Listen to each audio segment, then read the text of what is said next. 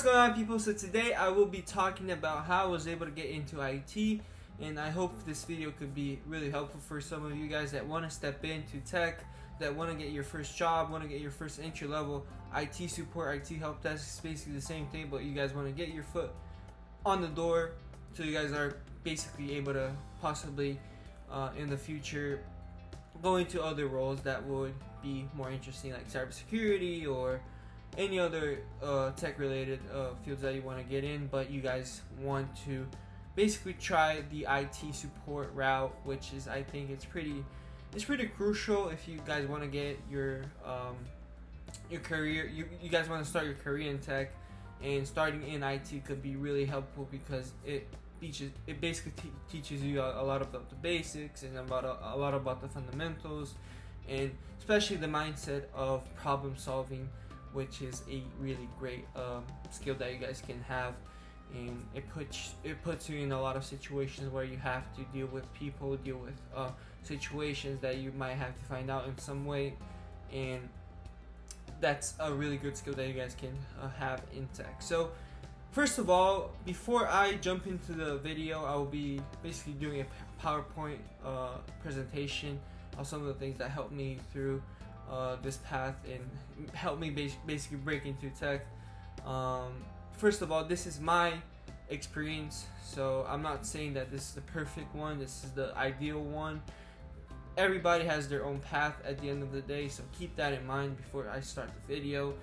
These are some of the tips that I could help you guys, I could give you guys that you guys can try and then possibly have the same type of situations like mine, like recruiters reaching out to me or applying to jobs, and right in the first instant I'll get a call back and basically get an interview set up for me. So let's go to the video. Just want to make sure I clear that out. Everybody has their own path, but this is basically what helped me, so hopefully you guys can try to try it yourselves and see what happens. Alright, so let's get right to the presentation. Let's go. So guys, here on my screen, it's a basic introduction on how I was able to get into IT help desk. I am currently a IT help desk engineer, and I'm basically in a 1-year contract, but my last contract was only a 3-month contract, so it was a pretty risky move by me because I moved out from cities. I was living in a small city here in Florida, and then I had this opportunity to move to Tampa because of this job, because of this 3-month contract. So it was a pretty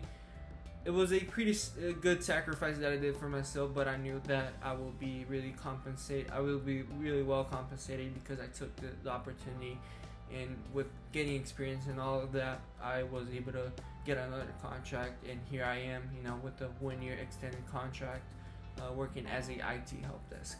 So that's a brief introduction about my path. I have right now 6 months of experience. This is my 6th month, so I basically started in the beginning of the year, my IT journey, but it's been pretty nice so far. I've been learning a lot. I've been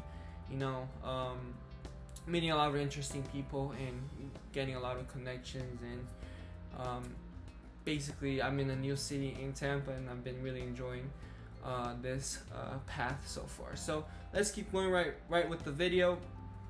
Let me see some stuff really quick. So first of all, one of the big things that really helped me out was LinkedIn, and the reason why is I will talk about LinkedIn first, because that was the way that I got 2 of my contracts. Was basically one recruiter reached out to me in LinkedIn, and then I ended up getting an interview, and then that resulting out I got the job, I got the contract, and that was the first one. And then the second one, I believe that the recruiter saw my LinkedIn profile and then immediately reached out to me through email, and then we got in contact, and then he set me up with another interview when my past contract was ending. So that was pretty much it. So LinkedIn was a big part of it because my profile, I always try to make my profile optimized as best as I can. It looks professional, looks good, post regularly, interact with people connect with people. So I think that's a really important thing when it comes to recruiters reaching out, or physical or virtual presence, right? You want to have your presence, your image presence, your internet, your exposure, right? Inside LinkedIn, because people are looking at you, and I promise they are, because I have several recruiters reaching out to me. I have several recruiters calling my phone number, getting into my Gmail because of my LinkedIn account, and even they have been reaching out through LinkedIn. So profile optimization, pretty important. Location is a really big thing, because I think this is the biggest one, because for me, I was living in a small city in Florida, and I decided to, I don't know what's the reason why, but I think I decided just to try it out. I decided to put my location in Tampa, and then since Tampa is a big tech city, there's a lot of opportunities here. A lot of recruiters started reaching out to me, so that was a big thing for me. That was a big impact for me. So if you guys are living in a small city, and you guys are are around some big cities around you, or you guys are willing to relocate, I would suggest that you guys put your profile from another city, because that will be really helpful if you want to land your first job. Because for IT, especially entry-level roles, I don't think they're gonna make you relocate as much as other bigger roles, because entry level, they're not gonna make a sacrifice for a person to come all the way from another state to another to their state just to work as an entry level IT. They want to be as convenient as possible when it comes to entry level roles. So location is pretty important. If you guys are willing to relocate, if you guys are willing to move into a big city, I would suggest that you guys choose to change your location in LinkedIn, because I think that's pretty crucial. Alright guys, so that's a big thing for me. Location is one of the biggest things, if not the biggest. On to the next stuff, posting regularly, projects, labs, right? If you're designing projects, post them on LinkedIn. Why not? You don't know who's watching you, who wants to be interested in you. Post your lab screenshots.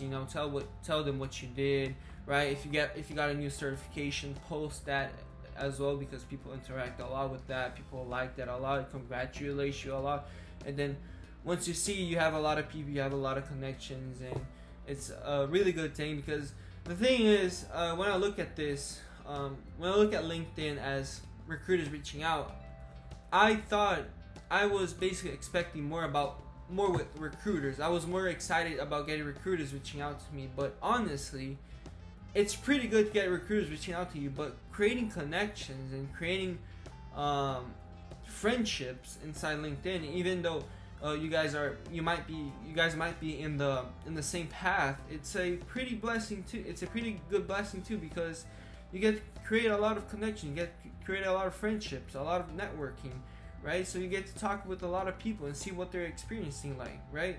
How's their path going, right? What are the things that they can help you? I have a lot of people that help me through my journey because of some messages from random people in LinkedIn on how to pass certification, on how to apply to a job, on how to highlight myself in LinkedIn. So I think that's really cool, as well as other things like recruiters reaching out. I think that creating connections and making friendships is also really a good thing inside LinkedIn.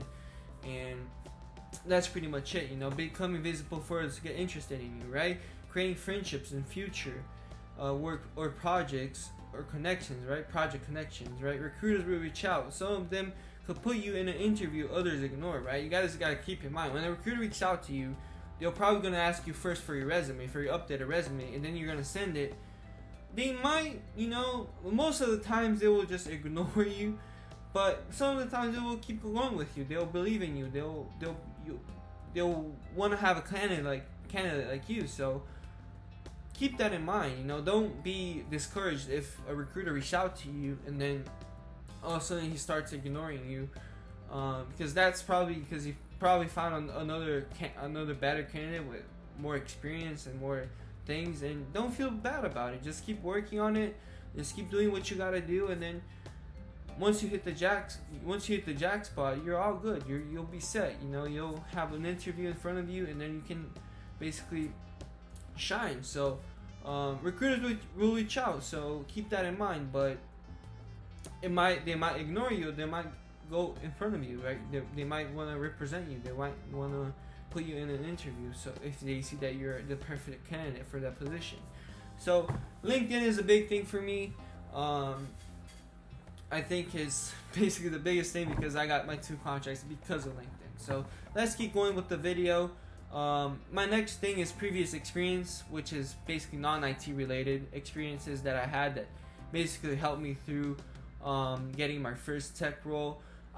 Before I worked as a IT, I was doing a lot of inventory management, warehouse type of jobs, and that it's not really IT related, but if you get some of the skills from warehouses, from inventory management, there's a lot of stuff that are pretty similar to IT because currently I'm working on site and I work with inventory management, right? I work with a lot of computer management. I work with a lot of mouse, keyboard, headsets, and all that stuff. You guys will notice if you guys get a job, some of the IT jobs that you'll get, you might have to manage inventory, right? So keep that in mind.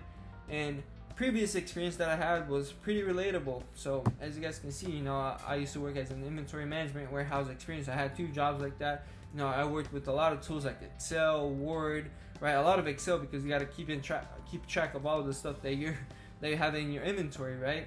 So you guys got to have some good skills with Excel sheets, right? And then Word documents. I'm learning a lot about Excel now, but I used to work with Excel before, right? PowerPoint, right? Other things like other tools that you'll probably encounter in your job. So keep that in mind. It's pretty important that if you guys are working on some of these jobs like IT, like inventory or warehouse, stuff like that, and then you're using a lot of computer for Excel sheets, right? Or even FedEx labels, right? If you're printing with FedEx labels, or if you're just keeping track of stuff, right? So make sure that you guys are getting a lot of experience with that, and then when you get into an interview, you can mention that. And if you guys have the opportunity, while working on these jobs, if you guys have the opportunity to maybe troubleshoot some scenario that you have to do in a computer or on a printer or something like that, so you guys can mention on an interview or put in your resume that you did that you did some IT work, IT related work, you guys can highlight yourselves by doing that, right? If you guys are interested on doing that, because most of the people that work in warehouses, they don't have experience in IT. They don't have a lot of knowledge in troubleshooting stuff. So if you guys get interested in put yourselves out there, so you guys can learn a lot of these things inside the warehouse. So keep that in mind. You know, a lot of IT jobs works with inventory management as well. Like I said, communication skills are basically a big factor in warehouse. If you guys know that you guys got to keep track of stuff. You guys got to see who's doing this, who's doing that. So communication skills are really important too. Able to work in fast-paced environments. If you guys know, you guys also know that if you guys working on the warehouse and you guys got to ship, you got to receive, you got to do this, you got to do that, track this, track that. You guys got to be able to work in a fast-paced environment. So I think that these type of jobs will help you a lot. All right, and then able to multitask. Right, you guys got to be able to do a lot of things at the same time, right? Even like shipping labels or receiving stuff, right? Or tracking stuff, or pulling materials, right? Or counting stuff. Everything at the same time, the same day. And if you guys are getting skills like that, you guys will be eventually successful in IT. But let's keep going with this. And then teamwork skills, right? You guys are working with a team. Maybe it's your first shift or second shift, and each of you guys have a different type of function, and if you guys work as a team, you guys will get all the job done in that day. So that's pretty much it for inventory and previous experience I had. I was not a big fan of working in restaurants or fast food chains because you don't get to problem solve a lot. You're just basically, you're creating a lot of relationships. You're learning how to speak. You're learning how to communicate. You're learning a lot about humans, right? But I think that the thing that highlights you the most is the ability to problem solve and use computers, right, for jobs, and use tools like that. So I think that's a really good thing to have as an experience for your job. So let's keep going with the video, with the PowerPoint presentation. Now, oh, I think okay.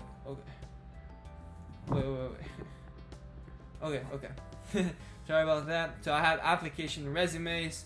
So basically all of my contracts were based on recruiters reaching out to me. So I basically didn't really apply to jobs so I could get an interview. Maybe I did some application here and there, but most of my jobs that I got a contract was basically recruiters reaching out. But I can give you guys some guidance. I can give you guys some tips on resumes, but it's not my strongest point. I'm gonna be pretty honest. I need some help with it because I don't know how to format the best resume I can possibly format. But I would believe that my resume is based on summary at first, right? Your summary, and then education with certs, and then skills, what you know how to do, and then all the things that you have in skills gotta be explained on experience and projects that you do. So basically, if you put in skills, then you want to basically represent all the skills that you have on your experience and projects, right? So if you have skills with let's say Entra ID or Okta, you guys gotta basically put that on your experience and projects, or else if you're just gonna put some words there that you guys don't know how to do, and you guys don't know how to represent on your experience and projects, what's the point of even putting on skills? Because you're gonna get asked about that if they don't see in your experience or projects. So keep that in mind. That's pretty much it about resume. I don't think you guys should overcomplicate yourself. Of course, you guys want to make it as clean as possible and make it as easy as possible to read, right? You guys don't want to put a resume just based on AI, on what AI put you want. You want to put your own wording, right? You can use like AI tools to help you out build a really good resume, but overall, I think that you should be designing your resume the way that your experience it tells, right? Because if you're putting a lot of stuff that you don't know how to do, what's the point of even putting it on your resume? Because if the interview is a good interview and if the position is a really good position, they're going to ask you a lot about the stuff that's in your resume. So keep that in mind. I had a lot of problems with that because I had a lot of stuff on my resume, and then once I got asked, it was I think it was a SOC analyst interview, and then once I got asked all of these questions that were based on my resume, I couldn't explain anything because I had all of these things that I didn't know how to do or didn't know how to explain. Maybe I heard about it, so I'm just gonna put on my resume, but that's not the right thing to do, because you guys got to be able to explain it and maybe talk about some experience you had with certain tools, right, or certain skills, right, or certain experience, right? So keep that in mind about the resume. So I think that's a pretty good thing, right? Summary, education, certs, and then skills, and then all the skills that you have must be represented on the experience and projects. All right. So my applications mainly are going through Indeed, Dice, and then sometimes LinkedIn. But LinkedIn, I usually use it more for networking and connecting with people and getting recruiters reaching out to me all the time.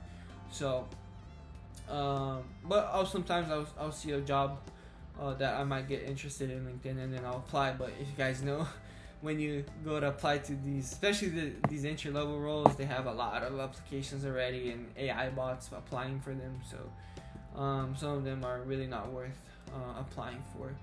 But in Indeed, I think, especially for entry level IT roles,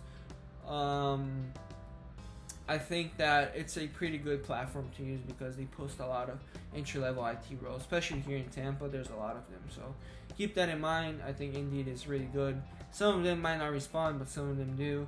But some of them even call you. But either way, some people don't like it. I usually like it because it's easier and it's convenient to apply there. Dice is another really good one because they have a lot of jobs, especially for IAM, which is something that I'm trying to break into. And they have a lot of contractual jobs that you guys can apply to. So I would suggest that you guys also take a look at Dice and create an account, and maybe, creating a good profile, because I see that recruiters are looking at profiles in Dice. So those are some of the things. But I haven't used Glassdoor. I haven't used other websites, so I can't really talk about them. But these are the main ones that I use. All right. So another thing that could be helpful, I haven't had a lot of success with it, but contacting the recruiter in LinkedIn, talk about the position that you're interested in. Most of the times, the recruiter won't even respond back to me. They'll just look at the jobs that have been the resumes that have been applied for the position, and then if they'll respond, they'll see, oh yeah, you should apply to the job, and then if I see your resume and then if you're a good fit, I can probably I will reach back to you, right? And most of the times it's responses like that. But if you guys get a really good conversation and talk about why you're interested and why you should be a good fit, you guys might have a really good foot in the door for getting an interview. So keep that in mind. If you guys are really interested in a position, you guys can go through LinkedIn and reach out for the recruiter that's basically posted the job there. So let's keep going with this. Hopefully you guys hopefully this part is helpful for some of you guys. It's not my best because I haven't landed an IT contract, because I applied for, but I think that applications are still valid through this day. Alright, so let's keep going with the video, and let's go to the other part. So another interesting part right here, skills and knowledge, what you guys have to do, what you guys have to know, some of the labs that you guys can do in order to practice, right? Some of the things that you guys can do in order to be a really good candidate, especially for interviewing. Alright, so basically labs are key, right? You guys want to do labs so you guys can talk about it and be experienced at it, right? Azure labs, I think it's pretty important that you guys do a lot of Azure labs, because most IT companies are using Azure as their cloud platform. So I would suggest that you guys create an account in Azure and use the free $200 subscription thing that you guys can use, and create VMs, right? Start VMs, right? And then practice things like Active Directory, using Azure VMs. And if you guys are paying for it, it's not that expensive, right? It's just cents that you guys will be paying for an hour. So take advantage of it. I know there's a lot of other VMs like I forgot the other platforms that you guys can use for virtual machines, but I would suggest that you guys use Azure Virtual Machines, because it's basically killing a bird with I forgot the thing, but it's basically you're getting experience with Azure and virtual machines, right? And you're getting experience with Active Directory. So I think it's pretty worth it for you guys to create your own account in Azure and start up VMs inside Azure, right? Practice Entra ID, because a lot of things are going through the cloud, and especially identity. So users and devices and groups, right, and licenses are being managed through Entra ID. So if you guys get familiar with how does Entra works, you guys will be comfortable with IT, because I specifically work with Entra ID to troubleshoot some scenarios and get some information about users and groups and other things like that. So I think Entra is a really good platform, especially if you guys are interested in IAM. It's a platform to be learning and labbing. So other things like troubleshooting software like apps, right? The OS, task manager, all these other things that you guys want to troubleshoot, right? See what's going on with your computer, with the laptop of the person, right? If maybe the Outlook, maybe the email is not working, see what's going on with that. Leverage AI right here in the bottom, as you guys can see, leverage AI for situations that you guys might encounter, like in an interview or in an actual job. Oh, I have this situation right here. What can I do? What is the best approach, right? So things like that. I noticed that you guys don't leverage AI as much as you guys need to, because AI is a really good thing. It's a really good platform, especially ChatGPT. It's a really good platform for you to learn and get some skills and get some knowledge in. So learn how to do some basic troubleshooting, right, with software, hardware, right? Basically you want to open your laptop or your computer and understand the components of it. I did one time, which basically my laptop wasn't working anymore, so I decided to open the laptop and see what's going on, see all the components and learn about them. What does this do? What does RAM do? What does CPU do? Right? What does the disk do? What does the cooler do? Right? What does the motherboard do? So try to understand basic things like that, right? All the hardware components, right?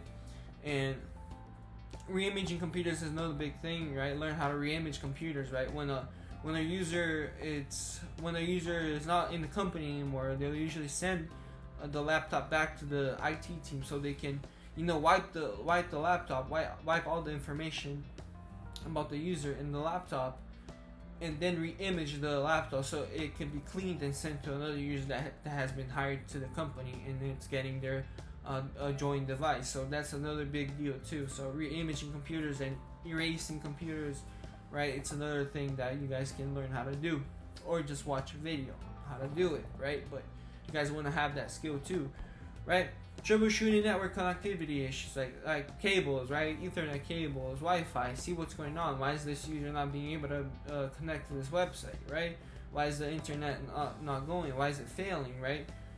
Some of the things that are network related that you guys want to be able to troubleshoot, right? And also with command prompt, you guys can use a lot of the command prompts, commands to figure it out what's actually happening, right? You want to ping the gateway, right? Ping whatever website you want to ping. Why is this user not being able to connect, right? Tracer route. You guys want to get familiar with all these command prompts, all these commands that you guys can put in the command prompt and troubleshoot some scenarios, right?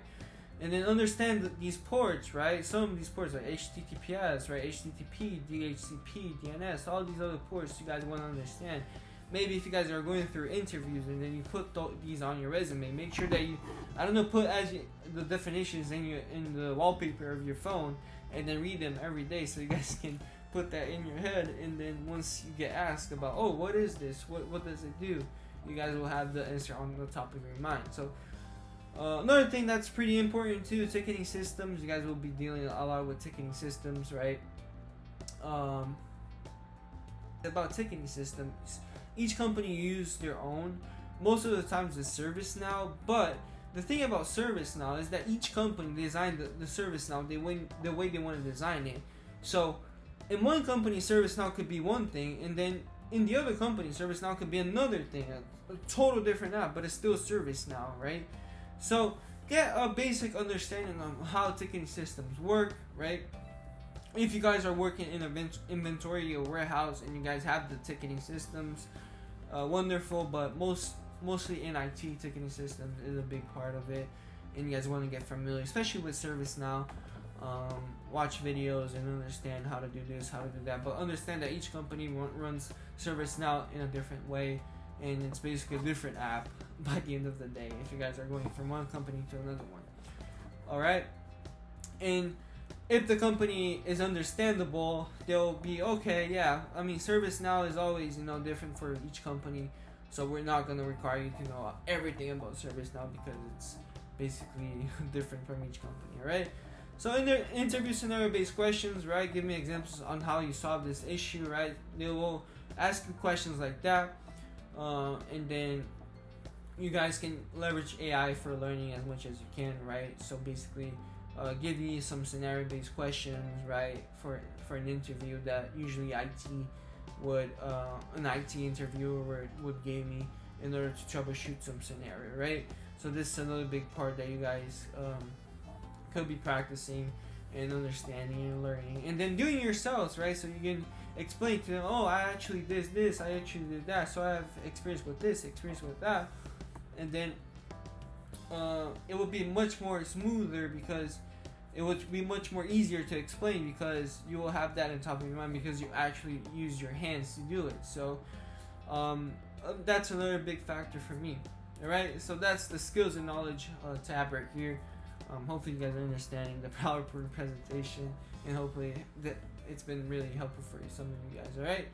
Alright, let's keep going with this. Alright, so another tab that I want to show you guys is about education certifications. This will be the last one, and honestly some can be controversial about what I'm gonna say here. Some people will disagree or agree with my takes here, but the thing is, these are some of the things that could be helpful for some of you guys that want to land a position, and maybe you have these things or you guys are thinking about getting them or not, but here are some of the things that could be helpful for you to land your first IT position. Alright, so let's start with degrees.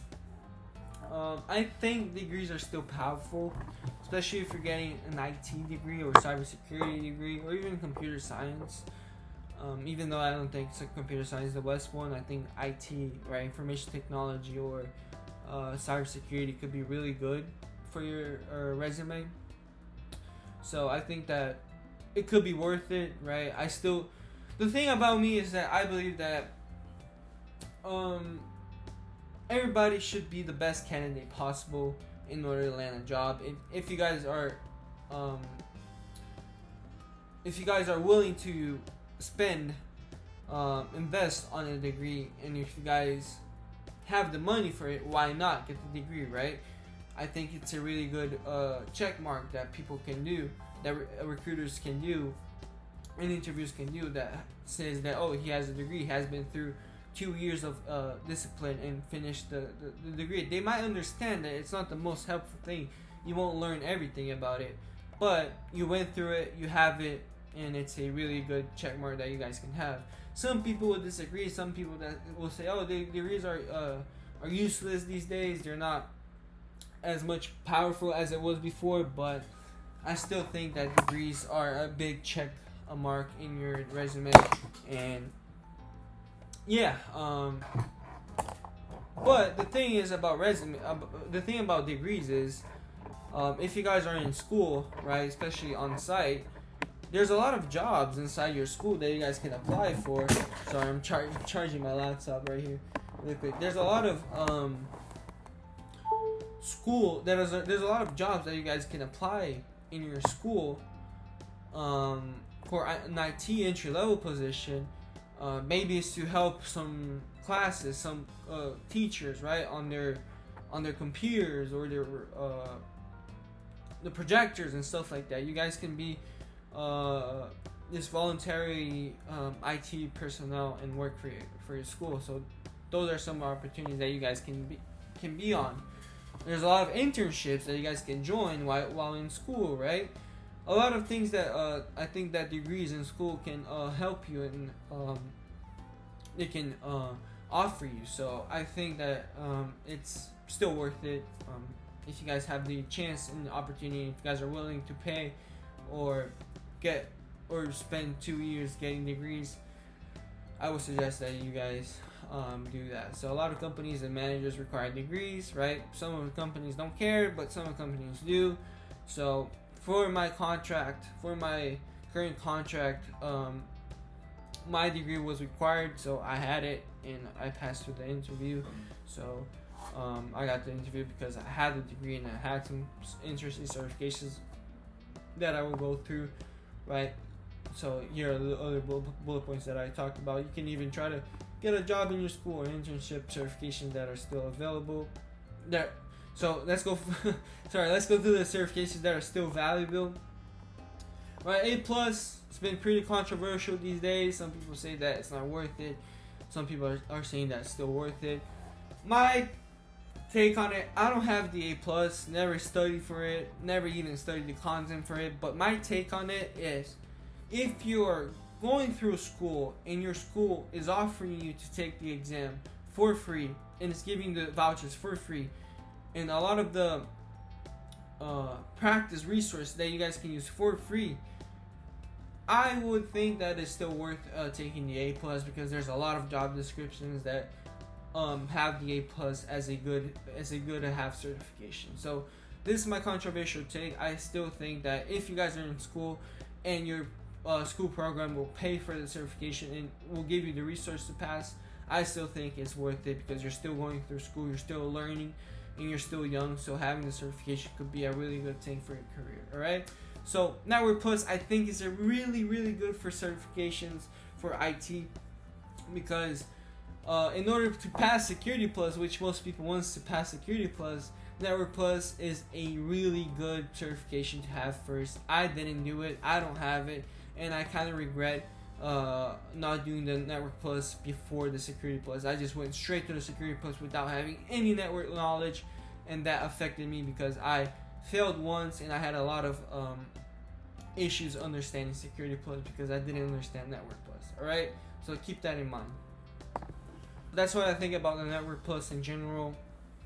I still think it's a really good certification, but even better is the CCNA, right? CCNA, you do labs with it, right? It's way more. I don't think it's way more harder than Network Plus because I did some of the stuff. It's pretty similar, but it's mostly about Cisco. But you do labs on it. You do labs on the exam, so it's basically requiring you to have hands-on experience with networking. And if you guys have the CCNA, it's a really good certification, I think. So I think it's better than Network Plus and A Plus together. I think. I don't know, but CCNA is a really powerful certification for, especially for entry-level IT. And if recruiters see that you actually have the CCNA, I think it's a guarantee of a interview. But I don't have it. I'm not gonna even try it because I'm going through an IAM path, and I don't want to have this one as a headache for me now. I'm studying a little bit about Network Plus, just seeing some stuff that I'm pretty familiar, but I am just trying to understand better, right? But CCNA is a better certification overall. All right, Security Plus is another one, right? For the folks that want to get into cybersecurity, Security Plus is basically the first door, right, that you guys want to get into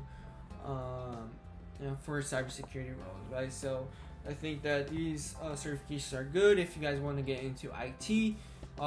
They are sufficient, but if you guys are already in IT and want to make a jump to cybersecurity, Security Plus can be a really good certification as well. And I think that I have it.